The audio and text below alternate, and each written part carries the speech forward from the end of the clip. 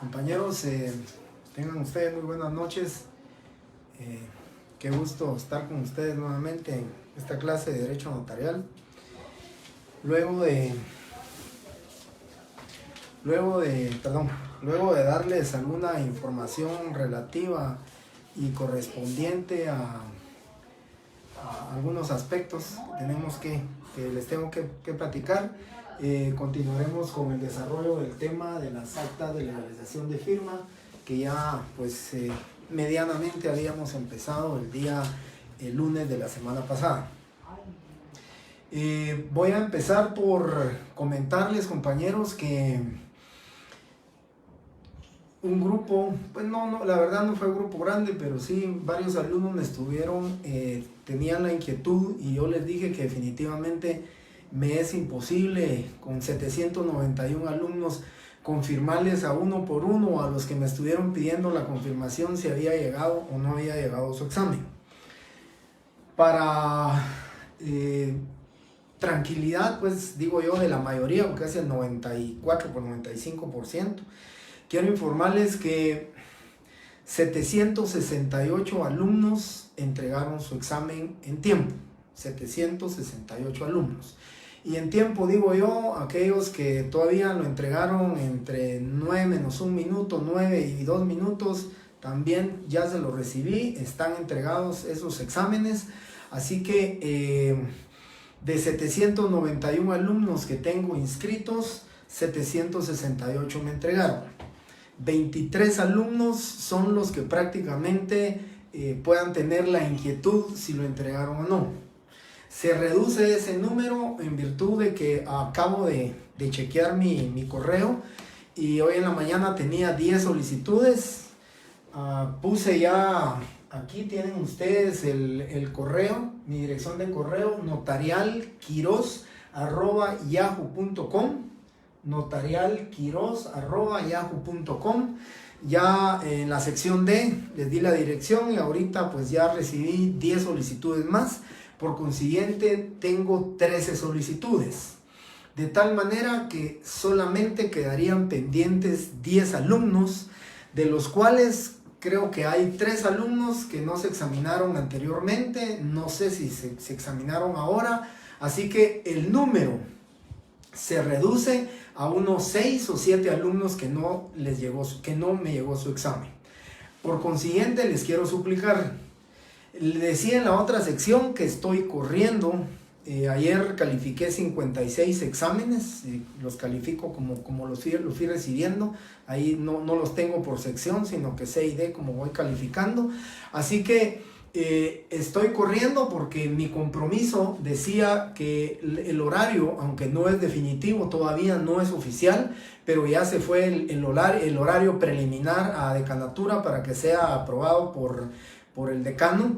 Entonces tentativamente nuestro examen va a ser el 18 de noviembre, día jueves. El 8 de noviembre empiezan sus exámenes finales, y por consiguiente mi compromiso con la otra sección fue el lunes 15 de noviembre, a más tardar, si no antes. Voy a tratar la manera de tenerles antes las notas, pero ya estoy corriendo con 56, 58 exámenes que califiqué ayer. Entonces les quiero comentar esa situación.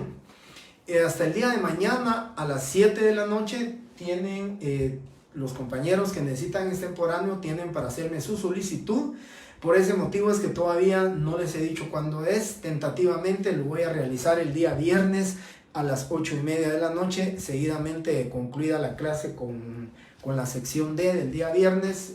Posteriormente haré el examen, pero de todas maneras, como me llega correo, les estaré informando a los que me lo solicitan, les estaré informando esta solicitud.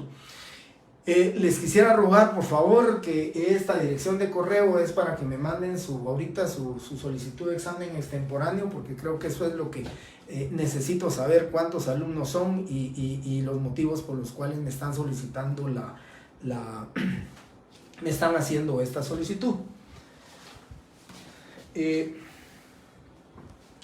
Dicho esto, compañeros, el motivo también por el cual inicié inicié ayer a calificar porque necesitaba saber más o menos, tener una idea de cómo estaban respondiendo. Recuérdense que más o menos pues, no puede haber una media muy directa en este momento porque solamente califiqué 56 exámenes, ni siquiera el 10% de la cantidad de alumnos, pero con esos 56 exámenes ya me di la idea más o menos de cómo están las notas, ¿verdad? Voy a resolverles el examen, al igual que lo hice con la otra sección. No voy a leer todas las respuestas, sino que simplemente voy a leer la pregunta y les voy a dar la respuesta, haciendo alguna observación. Porque si no me voy a tardar mucho y como les digo, ya solo tenemos 5 clases. Tenemos nuestra última clase, tendría que ser el viernes 5 de noviembre. Con la situación de que el día 1 de noviembre, día lunes, por ser asueto, entonces no tenemos clase. Tenemos todavía entonces 4 clases, la de este lunes, la del viernes, la siguiente, el lunes y viernes de la siguiente semana, y el día viernes 5 que estaríamos concluyendo el programa. Espero que el día 5 de noviembre sea para hacerles un repaso, y si no, pues lógicamente para terminar los puntos correspondientes. Su examen final vendrá cargado con más preguntas de lo que vamos a ver a partir de hoy: actas de legalización de firmas, actas notariales y actas de fotocopia, de legalización de fotocopias de documentos. Esos serían los temas, y tal vez más de alguna pregunta del parcial 1 y unas 2 preguntas del parcial 2, o miraré el tema, pero definitivamente que el 75% de su examen final va a venir cargado con los temas estos que vamos a ver a partir del día de hoy. Su examen entonces, compañeros, créanme que en la otra sección decía el día miércoles de la semana pasada, borré los 2 videos, pero ahí les hice algunas explicaciones relacionadas con su examen. Les dije que tenían que leer, les dije que yo copiaba literalmente el artículo para que los que habían estudiado, los que habían visto su ley, recordaran más o menos dónde estaba la copia literal de esa pregunta para que ustedes lo pudieran resolver.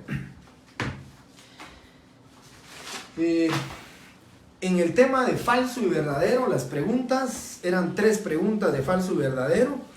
De conformidad con la ley de la materia, cuando un vendedor de un bien inmueble no sea contribuyente registrado del impuesto, la enajenación deberá documentarse en escritura pública, y el impuesto podrá pagarse por medio de timbres fiscales hasta por un monto de 3,000, o en efectivo por el adquirente en los bancos del sistema o en las instituciones autorizadas.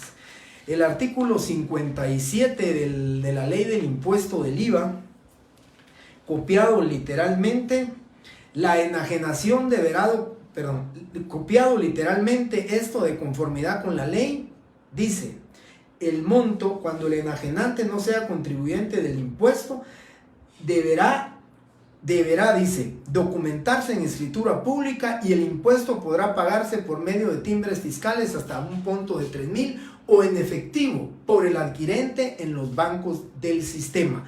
Y aquí dice: deberá documentarse en escritura pública, y el impuesto se pagará por el adquirente en efectivo o por cualquier medio de la administración tributaria ponga a su disposición.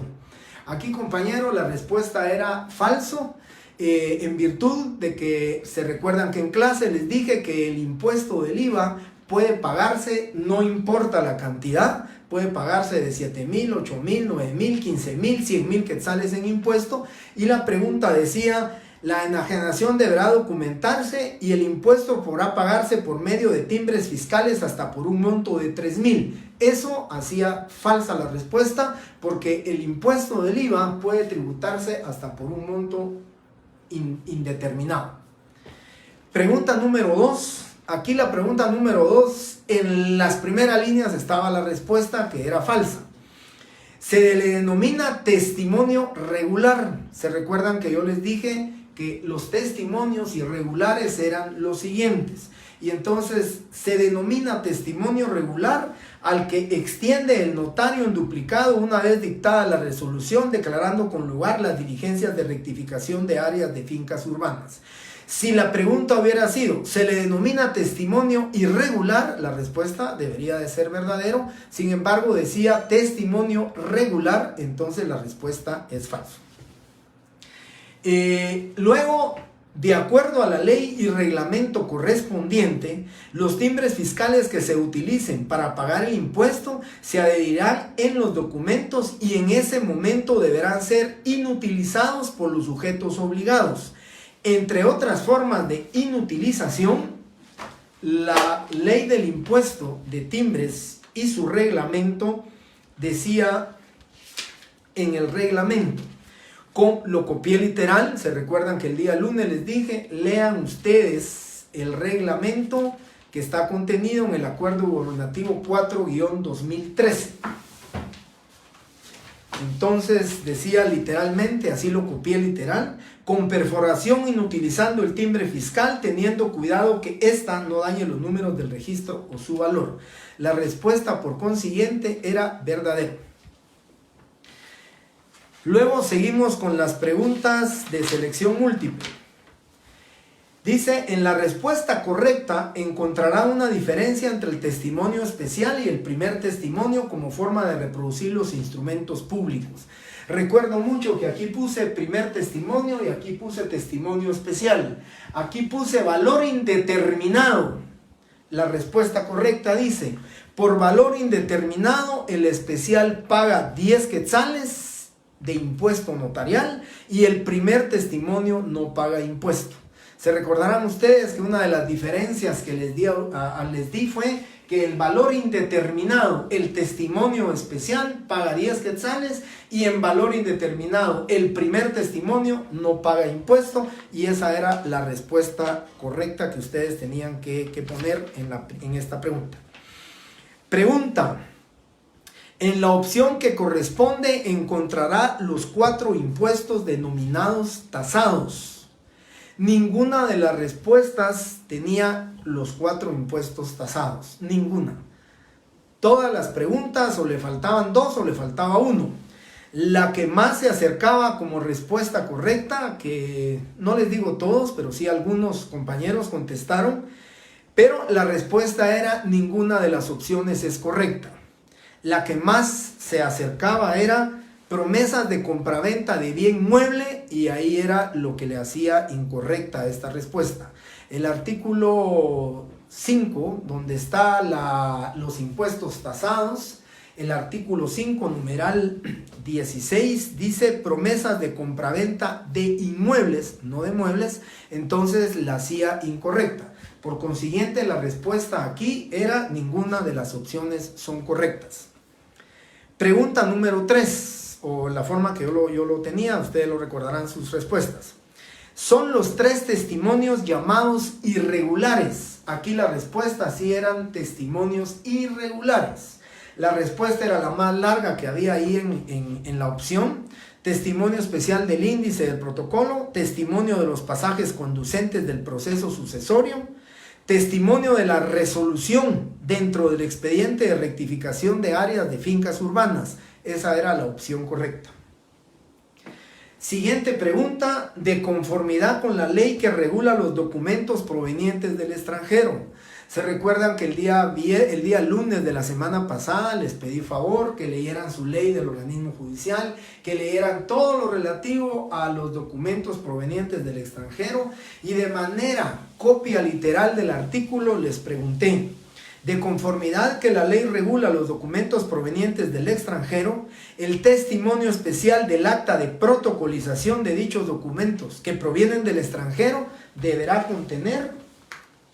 El artículo 40, en su parte final, literalmente dice, el testimonio especial deberá contener transcripción o reproducción íntegra del documento protocolizado. La respuesta decía la transcripción o reproducción íntegra del documento protocolizado, artículo 40 de la Ley del Organismo Judicial. Siguiente pregunta. La enajenación de bienes inmuebles deberá documentarse en escritura pública y el impuesto del IVA se pagará por el adquirente en efectivo o por cualquier medio que la administración tributaria ponga a su disposición dentro del plazo.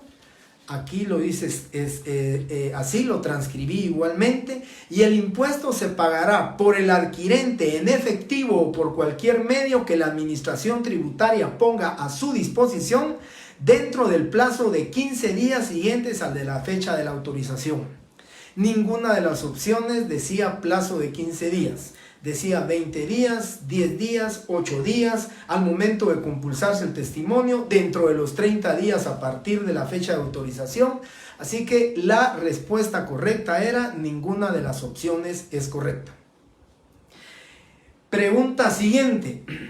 La escritura que documenta la constitución de una sociedad mercantil cuyo capital suscrito y pagado es de 135,000, deberá pagar en los testimonios respectivos lo siguiente. Aquí, compañeros, lo sencillo y lo fácil era: ¿cuánto paga la escritura de constitución en un primer testimonio? 250, porque es un impuesto tasado. Entonces debería de pagar 250 de impuesto fiscal. ¿Sí? Entonces la respuesta decía: primer testimonio, 250 timbres fiscales. Testimonio especial, 270 timbre notarial. Entonces el timbre notarial decía que el capital suscrito y pagado eran 135,000. El 2 por millar eran 270 quetzales de timbre notarial. Por consiguiente, la respuesta correcta era la opción que decía: primer testimonio, 250 de timbres fiscales. Testimonio especial, 270 de timbre notarial. Y la última pregunta de selección múltiple decía: si un testimonio se extendiere por mandato judicial, ¿es indispensable de acuerdo al código de notariado? Compañeros, esa respuesta se las di el día lunes. Les dije, por favor, compañeros, lean su artículo 72 del código de notariado, cuando les dije lo del notario Arruego, y les leí el artículo 72 y dice: si el testimonio se extendiere por mandato judicial, se insertará la providencia que lo ordenare. Y así decía la respuesta: se insertará la providencia que lo ordenare, copiado literalmente del artículo 72 del Código de Notariado. Y por último, compañeros, les quiero comentar que esto se dividía. El primer testimonio de la escritura tenía un valor de 8 puntos y el testimonio especial tenía un valor de 5 puntos, respuesta correcta y completa. Los primeros 5 exámenes que califiqué, pues hay una persona que siempre, no sé quién es, pero ya van las primeras 2 personas que entregan sus exámenes, le ponen XHJML y un montón de números de carnet que no se entienden. Así que estas 2 personas, no sé, pero siempre las entregan a los 10 minutos, pero no sé por qué entran al examen y luego lo entregan con identificación totalmente falsa. Pero bueno, fueron los que primero vi, ya después vinieron los exámenes que ya vi correctamente, ¿verdad? Entonces solo quiero comentarles algo de este caso en concreto. Este caso en concreto tenía su particularidad o peculiaridad, compañeros, que fue la escritura que yo les dicté el primer día de clases. La escritura que yo les dicté a ustedes era de una compraventa, de una empresa, de una entidad, de una sociedad mercantil que se dedicaba a la urbanización, construcción, venta, compraventa de bienes y terrenos. Y les decía yo que como era la primera venta, entonces debería de ser pagado el impuesto del IVA por medio de factura. Ese fue el primer testimonio que les dicté. Entiéndase así, el primer testimonio que les dicté a ustedes en la clase fue el de esa escritura que les dicté. Y ese testimonio decía precisamente que el impuesto era satisfecho mediante factura, no importaba el número de factura, les dije, la fecha de la factura, y que era extendida por la entidad vendedora, o para los que me pusieron ya correctamente, extendida por Inmuebles Innovadores Sociedad Anónima. Pero yo para que lo leyeran, y se los dije en clase, copio literal para que ustedes tengan la idea. Y dice: en los casos de transferencia de dominio de bienes inmuebles gravadas por esta ley, Si el vendedor es contribuyente registrado del impuesto y su actividad es la construcción o la venta de inmuebles, incluyendo terrenos con o sin construcción, la enajenación deberá documentarse en escritura pública, pero el impuesto se pagará en la factura por la venta y en la fecha que ésta se emita. El monto del impuesto y la identificación de la factura se debe consignar en la razón del testimonio de la escritura traslativa de dominio. Eso decía el caso concretamente. Si ustedes vuelven a escuchar, decía: quien es una entidad que su actividad es la construcción y venta de bienes inmuebles, que incluye la venta de terrenos con y sin construcción, vende la finca inscrita en el registro de la propiedad por el precio de 127,500. Siendo la primera venta de conformidad con la ley, debe de pagar el 12%. Les di el valor del impuesto, que eran 15,300 quetzales, y luego tenían que hacer su testimonio especial.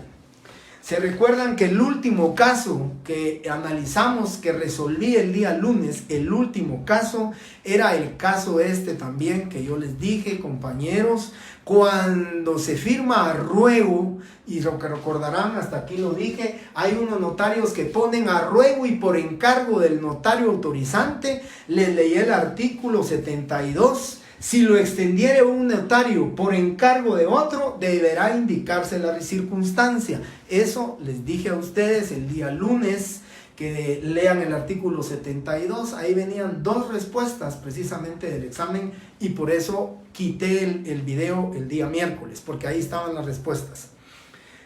De tal manera, entonces, compañeros, que he estado calificando, y como lo dije en la otra sección, otra situación que decía, pero eso no lo voy a tomar en cuenta, ya le dije en la otra sección, pero solo para decirles que es necesario. Fíjense que lo que decía dice: es importante que analice el caso concreto a resolver antes de iniciar a redactar los documentos notariales solicitados en la presente prueba. Tenían que analizarlo, y decía que la escritura estaba documentada en 3 hojas de papel sellado especial para protocolos. Por consiguiente, cuando extendieron el testimonio, tenían que darse cuenta que eran 3 fotocopias. Yo les dicté a ustedes testimonios con 2 fotocopias y pusieron 2 fotocopias. Y eran 3 fotocopias, porque eran 3 hojas de papel sellado. No estoy tomando en consideración esto, compañeros, lo voy a dejar pasar. Los que me pusieron 1 hoja, 2 hojas, 3 hojas, 4 hojas de fotocopia, se los estoy dejando pasar si la demás redacción está correcta. Pero para mí lo importante en este tema es que el impuesto tenían que pagarlo mediante factura. Si en la factura no me hicieron constar que el impuesto del IVA iba juntamente con el valor de la compraventa, tampoco le estoy poniendo interés a este tema. No, para mí no va a ser interesante eso. Lo interesante es que me hayan puesto que el impuesto haya sido pagado por medio de factura B16, factura no importa, extendida por la entidad vendedora o extendida por la entidad Inmuebles Innovadores Sociedad Anónima. Con eso para mí es suficiente. Los que pagaron, los que tributaron con el impuesto con factura, tienen sus 7 puntos. Por supuesto, si no tienen otro error más grave, o un error que me hayan puesto escritura, todavía algunos compañeros me pusieron escritura número 10, escritura número 20, y aquí decía que era la 116, y el día lunes se los dije, no me cambien número de escritura. Para los que no me pusieron a ruego y por encargo del notario autorizante, solamente un punto les estoy bajando. Un punto nada más al que no me puso eso. Y luego viene el testimonio especial, que era mucho más sencillo. El testimonio especial era simplemente: se encuentran firmas de los otorgantes ante mí, firma del notario autorizante, es testimonio especial de la escritura pública número 116, autorizada por el infrascrito notario de fecha 14 de octubre, ¿sí? Que para entregar al director del Archivo General de Protocolos, debidamente confrontada con su original, con pulso, número, sello y firma. Aquí sí podían ser 1, 2, 3, 4, 5 hojas, porque el tipo de letra podía ser grande, más pequeño, ¿sí? En la ciudad de Guatemala, el 14 de octubre del año 2021, a ruego y por encargo del notario autorizante, firma y sello del notario, Impuesto notarial 255. El impuesto debería calcularse sobre 127.500, ¿sí? Es 2 por millar, entonces el impuesto eran de 255 quetzales, más un timbre fiscal de 50 centavos por cada hoja, o timbres fiscales de 50 centavos por cada hoja, o en la hoja que correspondía. Esa era la respuesta y ese valía 5 puntos. El testimonio especial, les digo, de los 56 que califiqué exámenes, de los 56, la mayoría, su testimonio especial, pues lo tiene bastante bien, ¿sí? Con eso termino. Y termino con comentarles, porque esta es la sección C, con comentarles que de los que califiqué ayer, la señorita Lourdes Verónica Mejía Estrada, carnet 2018 0-2032, tiene la nota máxima de 40 puntos, un examen en su testimonio, en su primer testimonio y el testimonio especial, casi exactamente como yo se lo resolví ahora, y todas las preguntas, selección múltiple, las preguntas de falso y verdadero, las tiene correctamente, así que felicitaciones. Para el compañero que sacó 30 puntos la vez pasada, no me recuerdo su nombre, pero no lo he calificado, por supuesto, ahorita solamente el de ella, de los 56. Así que con esto concluyo, compañeros, la forma en que estoy y voy a calificar. Mi compromiso que el 15 de noviembre, a más tardar, ustedes tienen sus notas para que ya puedan integrar primero y segundo parcial y sepan cuál es su examen que les corresponde.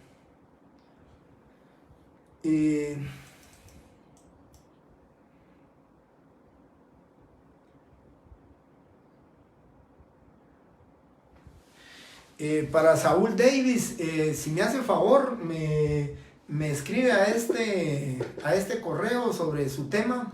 Yo sé que usted es el único que no se lo han resuelto. Escríbame qué es el problema que tiene. Yo voy a tratar de resolver eso en control académico, que espero llegar el día jueves a la facultad. Compañeros, algunos me están preguntando si no me pusieron testimonio especial, no le pusieron la palabra especial y no. La verdad, compañeros, eso sí no les podría decir cómo es la calificación, ¿verdad? Alguien que me dice que pagó en efectivo, definitivamente, compañeros, si pagó en efectivo, no le voy a poner 0, pero no le puedo poner una nota arriba de los 4 puntos. Lo más que les voy a poner son 4 puntos sobre 8. Porque el impuesto no deberían de pagarlo así. No les estoy poniendo 0. Claro, el que no me escribió absolutamente nada, le estoy poniendo 0.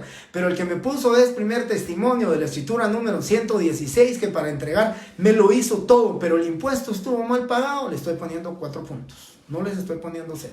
Ahora, los que me pusieron diferente número de escritura, los que no me pagaron como debería ser, los que no pusieron por encargo del notario autorizante y me cambiaron la fecha de escritura, pues yo sé que escribieron, les estaré poniendo unos 2 puntos sobre 8, ¿sí? Pero de ahí, los que pagaron mal el impuesto, lo hicieron en efectivo, siempre le estoy poniendo sus 4 puntos, y si todo estaría bien, pues le estoy poniendo hasta los 5 puntos. Bien. Termino aquí, compañeros, con esto porque sí necesito ya que empecemos a hablar de las actas de legalización. Afortunadamente tenemos todavía 4 clases más y espero que la última clase tal vez nos deba de servir para hacer un breve repaso del contenido de todo el tema.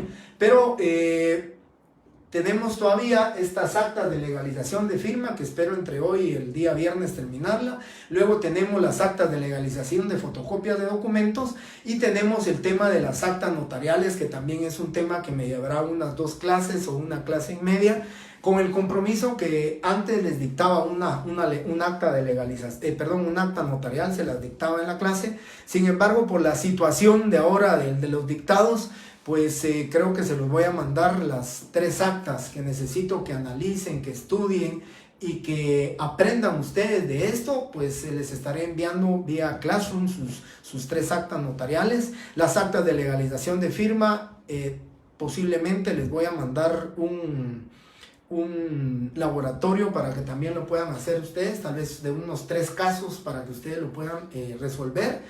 Y es así, prefiero dictárselas, quiero dictarles el acta de legalización de firmas, tal vez solo enviarles un acta de legalización a Classroom para que ustedes tengan la idea de cómo se debe redactar, pero voy a ir, o espero tener ejemplos para el día viernes de las legalizaciones de firmas, que hoy vamos a empezar ya con el tema que corresponde.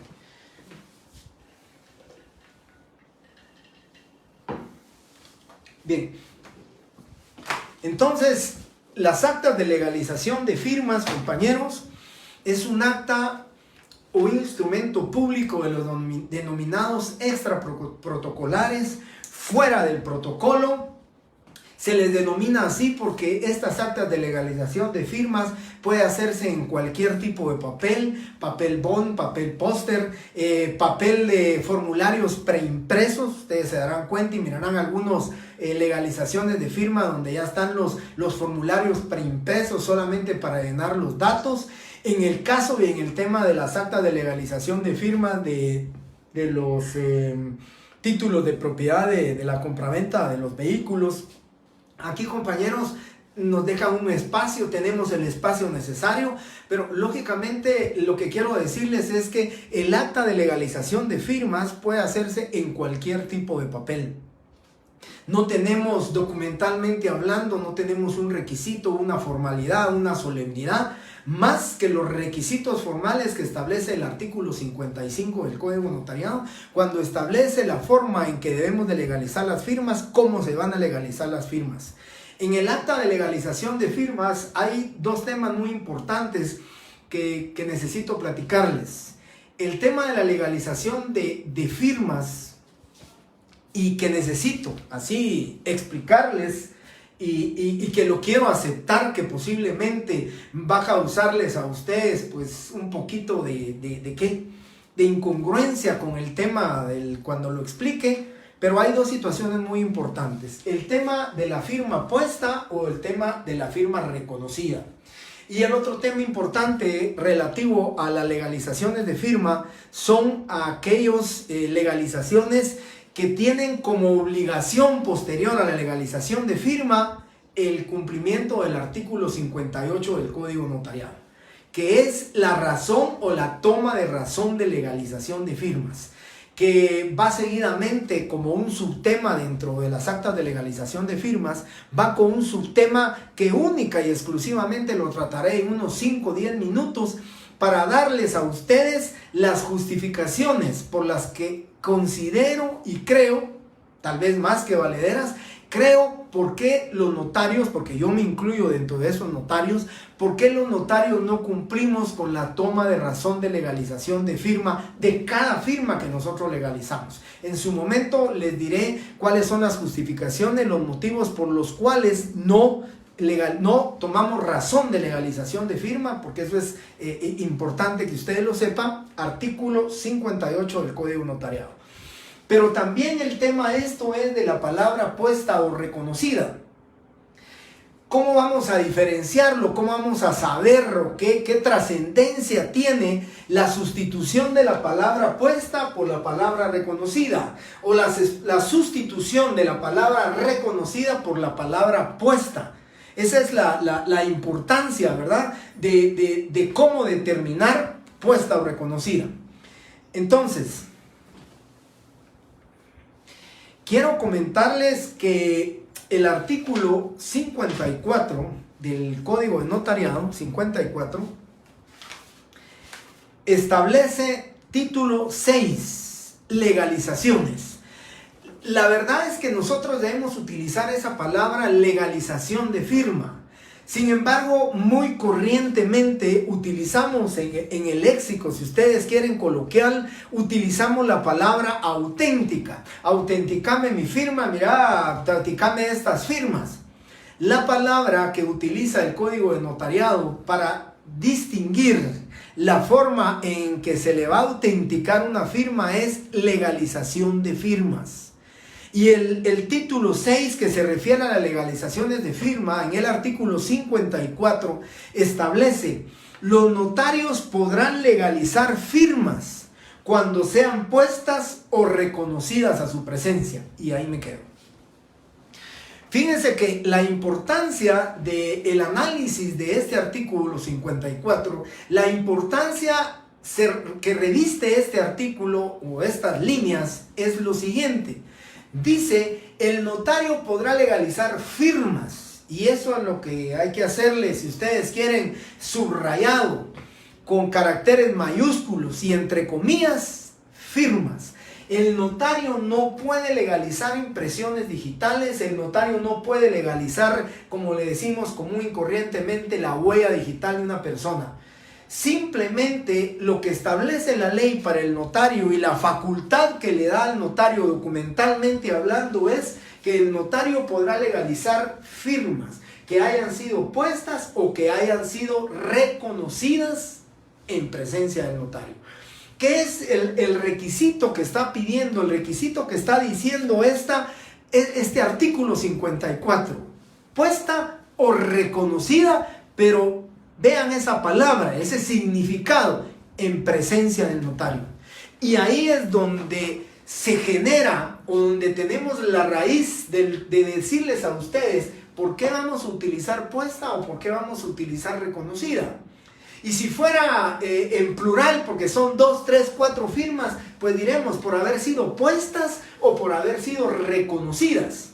Y esto viene en función del acto, del momento, la fecha, y explico, ¿sí? Explico que la fecha no es tan importante, es el acto en la presencia o no presencia del notario en que se está firmando. Porque si nos ponemos a pensar la fecha del documento, pues si fue ayer o si fue hoy. Pero un mismo documento puede ser utilizada la palabra puesta aún siendo firmado hoy en presencia del notario, o la palabra reconocida si fue en presencia del notario, pero el acto de la firma, de la signatura, es diferente al momento en que el notario se encuentra presente. Me voy a explicar. Decía en la...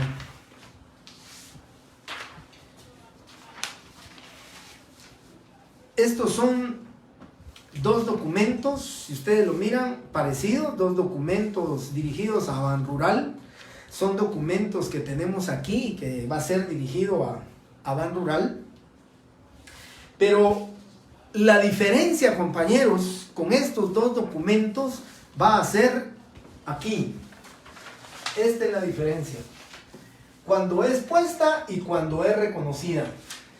La diferencia que tenemos aquí, compañeros, es que esta firma ya está puesta cuando nos la llevan o cuando me la llevan a mí como notario. Esta firma ya está signada. El firmante, el signatario ya firmó el documento. Aquí no está firmado el documento. Esas son las dos diferencias, perdón, la única diferencia que vamos a encontrar en sustituir la palabra puesta por reconocida o reconocida por puesta. Y ponía el ejemplo en la otra clase. Sí, me llevan este documento y me dice la persona, licenciado, fíjese que acabo de ir al banco Banrural, donde estoy solicitando que me extiendan una nueva tarjeta de débito, ¿sí? Y entonces me están pidiendo que la firma la lleve legalizada, pero el documento ya está realizado, el documento ya está hecho, y es más, el documento ya está firmado por el signatario. Ya me lleva el documento firmado. Y entonces este es el uso de la palabra reconocida. Y lo estoy diciendo entonces, compañeros, en función del acto, del momento en que el notario está recibiendo la firma. No de la fecha. Porque la fecha puede ser el mismo día de hoy. Solo imagínense ustedes que mi oficina, donde yo asesoro, está a 2 cuadras de Banrural. Si mi cliente llega y le dice, mire, le recibimos esta solicitud, pero trae la firma legalizada, por favor. Se atraviesa 2 cuadras y llega a mi oficina y me pide favor que le legalice esta firma, que ya está puesta cuando llega a mi presencia. Entonces, lo correcto, y estoy hablando aquí como profesor, ¿sí? Como el profesor de ustedes, lo estoy hablando así, académicamente.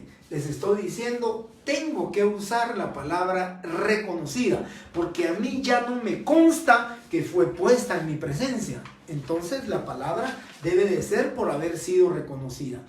Y les digo, no en función de la fecha, porque como les digo, ¿cuánto tarda mi cliente en atravesarse 2 cuadras para llegar a mi oficina y pedirme favor que yo le legalice esa firma? La hizo en la mañana la carta, la lleva a las 10 de la mañana y a las 10:15 ya está en mi oficina pidiéndome que yo le legalice la firma. Pero ¿qué es lo que tengo que utilizar? Por haber sido reconocida en mi presencia, porque no fue puesta en mi presencia, ¿verdad?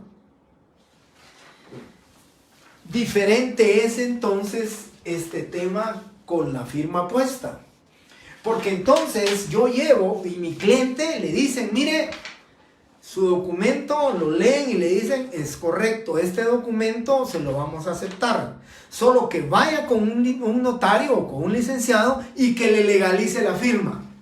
Se va mi cliente, atraviesa las 2, 3 cuadras, llega a mi oficina y me dice, mire licenciado, yo hice este documento y necesito que me legalice la firma una vez yo le firme el documento.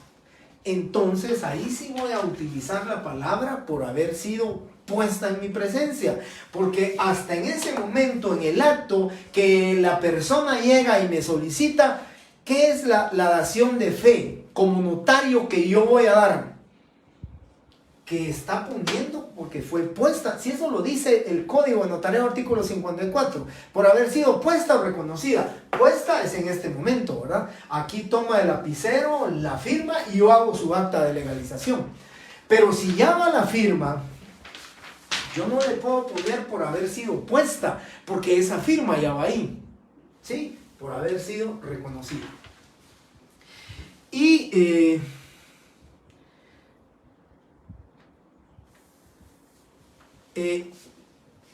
vuelvo a decir puesta, que alguien aquí está preguntando, Ana Elizabeth, la diferencia es puesta en razón del acto.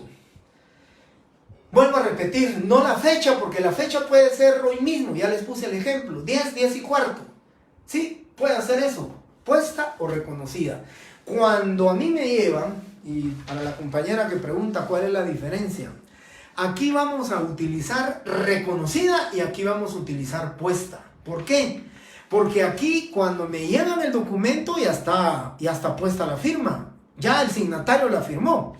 Ahora, yo quiero comentarles algo muy importante.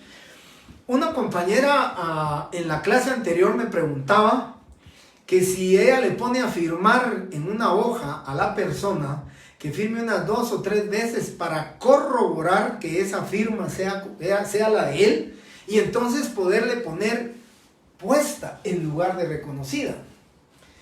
Yo quiero responderle a ella, y mejor dicho, le respondí a ella lo siguiente y se los quiero comentar a ustedes. Si vengo y les contesto como profesor, académicamente hablando, con base en la ley, con base en lo que dice el Código de Notariado, categóricamente le digo no lo puede hacer. Porque la firma ya está puesta ahí, entonces ya no puede utilizar la palabra por haber sido puesta en mi presencia. Debe de ser la palabra por haber sido reconocida en mi presencia. Porque lo que va a decir don Estuardo Galdames, va a decir Estuardo Galdames Jiménez, va a decir yo reconozco esa mi firma. Y como la está reconociendo en mi presencia, yo puedo dar fe de que esa firma es auténtica por haber sido reconocida en mi presencia, ¿sí? Ahora, si me vengo de este lado, para darle respuesta a esa compañera que me preguntaba eso, si me vengo de este lado y les digo, como profesional que ejerzo la profesión de notario, que me encanta ejercer la profesión de notario, si yo me vengo de este lado, les puedo dar una respuesta. Pues lógicamente va a ser de acuerdo a ustedes quienes tienen que calificar la responsabilidad que van a tener. Responsabilidad desde el punto de vista penal, desde el punto de vista civil, desde el punto de vista disciplinario y agreguémosle el administrativo. Ustedes tendrían que valorar, determinar cuál es el grado de responsabilidad que podrían tener por una dación de fe que no es correcta. ¿qué responsabilidad podrían tener? Y comencemos el análisis y el estudio del contenido del documento, porque yo le contestaba a la compañera, ¿qué sucede si este documento solamente está pidiendo, le está pidiendo a la empresa eléctrica la reconexión de su servicio o tendido eléctrico? ¿Qué trascendencia puede ser que si eso no es él? Pensémoslo administrativamente así, va legalizado, le van a conectar su luz y ya pasó. Pero yo le decía a ella, ¿qué sucede si este documento es un reconocimiento unilateralmente, un reconocimiento de deuda unilateral, donde el señor le dice a que sí puso, que le vamos a poner que fue puesta, pero ya iba la firma? Y posteriormente vamos a utilizar ese documento privado como título ejecutivo para ir a cobrar una deuda a un juzgado. Compañeros, póngale que fuera 25,000 quetzales. Esa persona después puede decir o puede demostrar que esa firma no es de él, o que realmente esa firma él la puso otro día, y hasta puede tener alguna evidencia, prueba documental, fotográfica, de que él no la firmó en presencia del notario, que él ya la llevaba. Entonces somos nosotros, única y exclusivamente nosotros, y lo estoy hablando aquí, ¿verdad? Como notario que ejerzo la profesión, los que tenemos que analizar, tenemos que correr el riesgo o simplemente decir no, porque si me vengo para este lado como profesor, les digo así, taxativa y categóricamente, no lo deben hacer. Para eso existe la palabra reconocida. Y me vengo de este lado con la existencia de nuestra realidad, llamémosle administrativa y notarial. Puede ser, compañeros, que ustedes lleven este documento cumpliendo con la ley cuando dice por haber sido reconocida, y la llevan a una institución pública.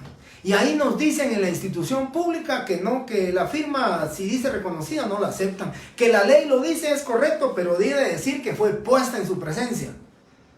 Entonces, compañeros, estamos ante otra interrogante, ¿verdad? Ante otra situación que administrativa y notarialmente nos pone las circunstancias. Entonces yo les digo, compañeros, pues definitivamente, ¿verdad?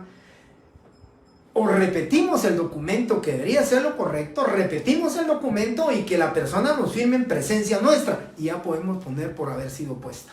Porque yo les comento, compañeros, hay instituciones que le obligan al notario a hacer situaciones que la ley no exige, que le obligan a redactar al notario situaciones que la ley no exige. Hay instituciones, que me resuelve el nombre o lo puedo decir, en algunas instituciones que le piden al notario que ponga que es colegiado activo y el número de colegiado. Y vean ustedes, en ningún acta notarial, en ningún acta de legalización de firma, los requisitos que pide la ley exige que pongamos número de colegiado o que pongamos nosotros. Y hay instituciones, Ministerio de Salud, donde dice claramente que hay que poner en el notario público en ejercicio. Pero, compañeros, notarios privados no hay. ¿Por qué le tenemos que poner notario público? Pero la exigencia, posiblemente en su momento, el director jurídico, el encargado de jurídico, ha tenido alguna impugnación, le han hecho algún reparo a la Contraloría de Cuentas porque no lleva el número de colegiado del notario, y entonces, lógicamente, el asesor jurídico, el del departamento jurídico, pues va a tener observaciones de otras instituciones que no tienen relación directa con el ejercicio del notariado, y que eso provoca y produce que a nosotros nos exijan situaciones o requisitos que la ley no establece, ¿sí? Y solo les agrego más la lectura del artículo 110 del Código Notariado, ustedes lo saben, ¿verdad? Para que nos modifiquen los derechos y obligaciones contenidos en el Código de Notariado, deben de hacerse como reformas expresas a la ley, al Código Notariado, pero definitivamente no se cumple con eso. Por eso concluyo en este tema de puesta o reconocida, que, compañeros, y lo vuelvo a repetir, aquí se los tengo que enseñar y se los voy a preguntar en el examen, porque por razón de fecha, si yo en el examen les digo, la señorita Victoria Marroquín y el señor Julio César Ortega, en su presencia firman documento privado de tal y tal cosa, pues tendrán que utilizar ustedes la palabra puesta. Pero si en su examen yo les digo, en el municipio de Villanueva, ¿sí?, los señores tales y tales, el 15 de octubre del presente año firmaron un documento solicitando la exoneración del impuesto al valor agregado en tal situación o circunstancia. Hoy le solicitan a usted legalizar su firma, hoy 18 de octubre, lo que les estoy diciendo en razón de fecha es que ese documento ya iba firmado. Eso que firmaron el 15 de octubre, ustedes no le pueden utilizar la palabra puesta porque debe de ser reconocida. Para los efectos del examen, compañeros, sí lo voy a preguntar. Si la fecha es diferente a la fecha del examen de cuando pusieron las firmas, tengan la certeza, tengan la seguridad que lo que espero es que en su examen me utilicen esta palabra por haber sido reconocida en mi presencia. Es lo único que van a utilizar, el único cambio, ¿sí? Y se lo estoy diciendo desde hoy, se los estoy explicando desde hoy, que eso es lo que sí les estoy pidiendo. Ahora, vuelvo a repetir, lo práctico, compañeros, para todos nosotros los notarios que ejercemos el notariado, lo práctico es utilizar la palabra por haber sido puesta. Pero lo legal debe ser entonces, si vamos a utilizar por haber sido puesta, repitamos el documento y que en nuestra presencia firme el signatario y ya le podemos poner por haber sido puesta en mi presencia por el señor tal y tal y tal, como nosotros lo vamos a determinar, ¿sí? Bueno, de este artículo también es importante que leamos el artículo y ahorita en este momento lo vamos a leer y se los voy a explicar. Dice, artículo 57, la auténtica no prejuzga acerca de la validez del documento ni de la capacidad ni personería de los signatarios o firmantes. Compañeros, esta situación o esta circunstancia que tiene o que recoge el artículo 57 del Código de Notariado es lo relevante para el notario, que el notario única y exclusivamente se limita a decir que la firma es auténtica, porque fue puesta o porque fue reconocida en su presencia. Es lo único que tiene que responder el notario. Que la persona la identificó correctamente con su nombre y sus apellidos, que la identificó por los medios legales correspondientes y por consiguiente esa firma es auténtica.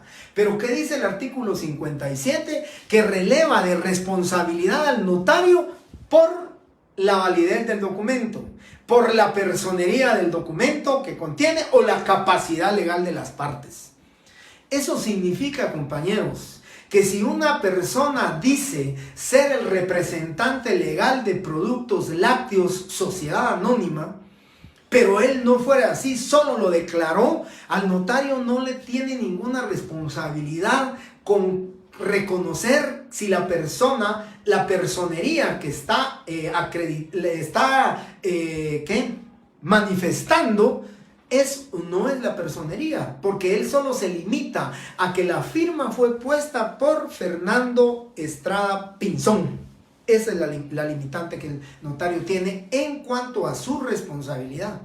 Y dice, en cuanto a la capacidad, pues compañeros, también la capacidad. ¿Y qué significa eso? La capacidad, que si un menor de edad, ¿sí? Si un menor de edad está otorgando un finiquito a favor de una empresa a la cual le trabajó, de acuerdo a lo que las disposiciones que establece el Código de Trabajo, de que los menores de edad con sus circunstancias y limitaciones y las observancias de la ley trabajó, pero tiene que darles un finiquito laboral porque ya le pagaron todas sus prestaciones. Y entonces, ¿cómo le van a legalizar la firma? Precisamente por eso se dice que ustedes pueden legalizar la firma de un menor de edad, porque no habla de la capacidad legal de las partes. Lo que sí, no es responsabilidad del notario. Lo que sí, y ustedes lo van a comprender ahorita, lo que sí es cierto es que el notario no podrá identificarlo por los 3 medios legales, solo por 2. Porque uno de ellos está descartado. Documento personal de identificación no tiene el menor de edad. Entonces, ese medio de identificación lo descartamos, pero tenemos dos medios más. El primero, pues el menor de edad, persona de mi conocimiento. Y el notario, en aplicación al artículo 57, no prejuzga sobre la validez no prejuzga sobre la capacidad de las partes. Pues consiguiente, el notario no tiene responsabilidad. Él solo se limita a decir que esa firma fue puesta por el menor de edad y se terminó. La capacidad legal de las partes. Si el menor de edad vendió una motocicleta que estaba a su nombre, no es responsabilidad de él, ¿verdad? El negocio jurídico no es válido. El negocio jurídico adolece de nulidad, por supuesto que sí, pero no es responsabilidad del notario. ¿Sí? Eso es lo que establece el artículo 57. Y de la misma forma dice la validez del documento. Pensemos en que una persona dice que le va a vender 50 gramos de marihuana y que le será pagado dicha mercancía, que es ilegal, dicha mercancía mediante tantos pagos. Eso el notario puede legalizarle la firma a esas personas. Sin embargo, la validez del documento no es responsabilidad de él. Aquí lo único aplicable es el tema de los aspectos y prohibiciones deontológicas que va a tener el notario. Porque yo no me atrevería a legalizar una firma cuando está diciendo que está vendiendo 50 gramos de marihuana. No me atrevo a hacer eso. No, es que yo me puedo escudar en que el artículo 57 me protege porque yo solo. Es correcto. Pero mis principios éticos, morales, el fuero interno, el yo, el mío, por dentro tengo que decir no lo hago. Esa es una prohibición o impedimento legítimo que yo puedo aplicar, ¿sí? Eso definitivamente lo podemos hacer. Entonces, creo que en todo caso, cuando hablamos del artículo 57, va a ser nuestra responsabilidad, vuelvo a repetir, si utilizamos puesta o reconocida y si en todo caso nosotros vamos a legalizar documentos. Ustedes, compañeros, de verdad, yo recuerdo, y no sé si lo leí en algunas noticias hace muchos años, hace demasiados años, tal vez año 2006 para atrás tal vez, que se hablaba del tema de las adopciones.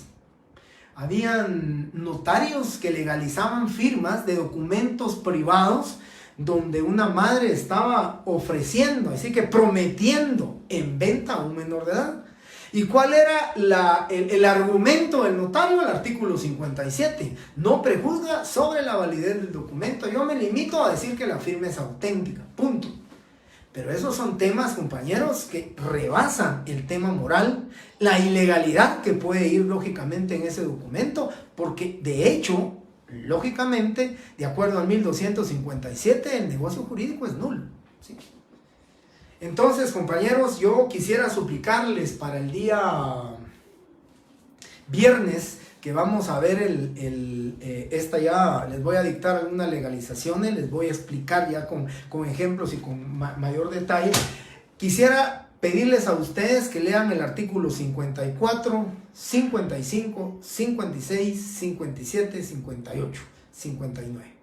Esos artículos necesito que ustedes los lean para que el día viernes, pues de alguna manera ustedes tengan mejor conocimiento de lo que vamos a hablar de estos artículos.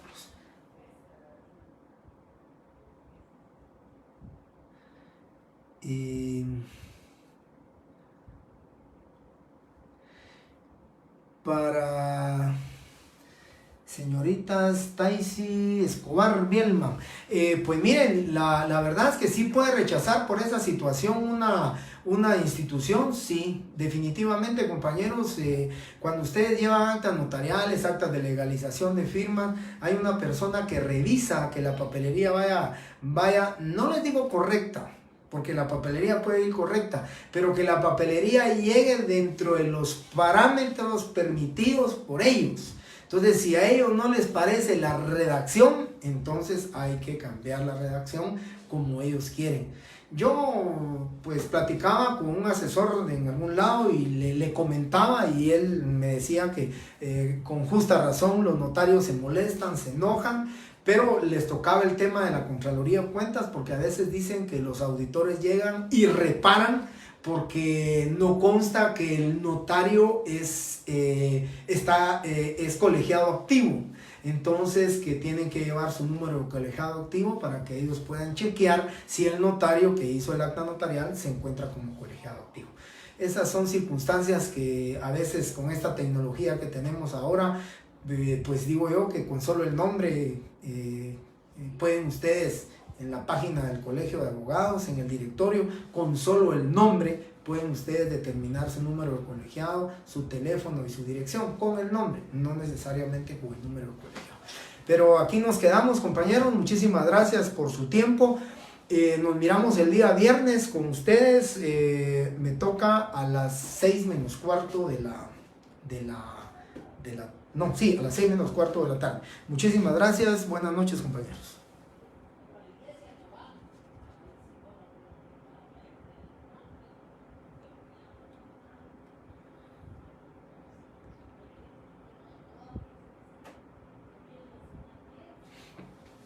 Bien, solo quiero, es que leí aquí al que mediante la copia de la partida de nacimiento, no, compañeros.